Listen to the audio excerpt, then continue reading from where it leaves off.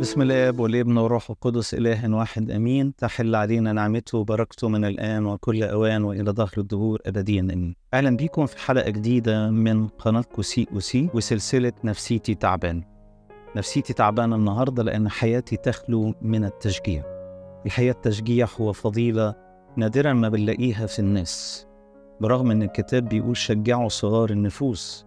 وعلى فكرة كلنا عندنا صغر نفس، كلنا عندنا صغر نفس بس بدرجات.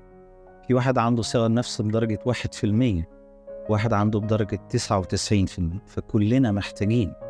تخيلوا معايا ان رئيس مجلس إدارة الشركة اللي انت شغال فيها وقف يقول كلمة لكل العاملين، وبعدين الناس ما سقفتش، ما قبتش اي اعجاب ولا اي تشجيع. تفتكروا رئيس الشركة او صاحب الشركة يتضايق؟ طبعا هيتضايق. طب هو محتاج منهم ايه؟ دي الشركة دي بتاعته وهو رئيس مجلس الإدارة وأكبر درجة فيها، لكن هو محتاج للتشجيع. ده احتياج نفسي جوانا. في جات لها فكرة وهي بتطبخ إنها تروح قلب برطمان الشطة كله في الأكل وبرطمان الملح كله في الأكل، وقلبت وحطت له، كلهم كلوا واستطعموا الملح الزيادة والشطة، فتعالت الصيحات. فبصت لهم كده وقالت لهم بقالي 20 سنة بطبخ، عمر ما حد قال لي كلمة تشجيع، تسلم ايدك، الله ينور، الأكل لذيذ النهاردة، المرة الوحيدة اللي طلع الأكل فيها مش مظبوط صوتكم طلع. كلهم اتكسفوا لأن حياتهم تخلو من التشجيع. التشجيع عامل زي الشحم اللي بيتحط للتروس. عرفتوا احنا ليه بنقفش مع بعض كتير؟ لأن مفيش تشجيع في حياتنا. التشجيع عامل زي المية اللي بتاخدها الوردة، بدون المية الوردة تنحني. لماذا أنت منحنية يا نفسي؟ من غير المية الوردة بتدبل. عشان كده نفوسنا تعبانة من جوه لأن مفيش تشجيع. التشجيع ممكن يكون بإني أمدح الحاجة الحلوة في الإنسان اللي قدامي، دي درجة.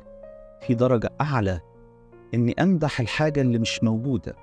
جوتا قال نحن نمدح الآخرين بما ليس فيهم بل ما نريد أن يكون فيه.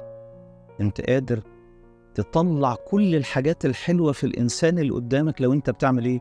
تشجعهم. شوف السيد المسيح لما يشجع السامرية ويقول لها حسنا قلت أو بالصدق أجبتي. هل هي إنسانة صادقة في حياتها؟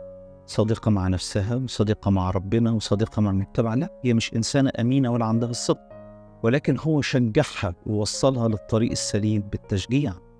شوف لما يقول قصبة مردودة لا يقصف وفتيلة مدخنة لا يطفئ. قصبة دي اللي هي الغابة اللي لا تسوى قيمة، لو جيت حد يبيعها يقولوا من غير فلوس.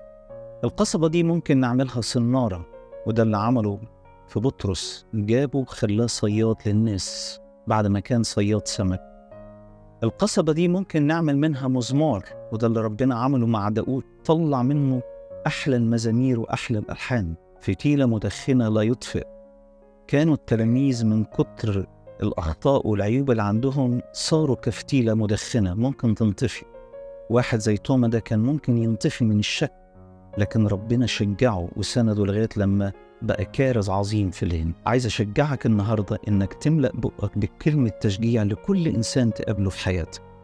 الابتسامة تشجيع، نظرة الإعجاب تشجيع، المكافأة نوع من التشجيع، المشاركة نوع من التشجيع. يلا نشجع كلنا بعض بكلمة تشجيع، يلا نشجع كلنا بعض بابتسامة، بنظرة إعجاب، نشجع بعض بمكافأة، مكافأة مادية أو خلافه. يلا نشجع بعض بالمشاركة. في ناس كتيرة بتفرح لما تقوله تعالى اعمل معايا كذا، بيحس إنه نوع من التشجيع.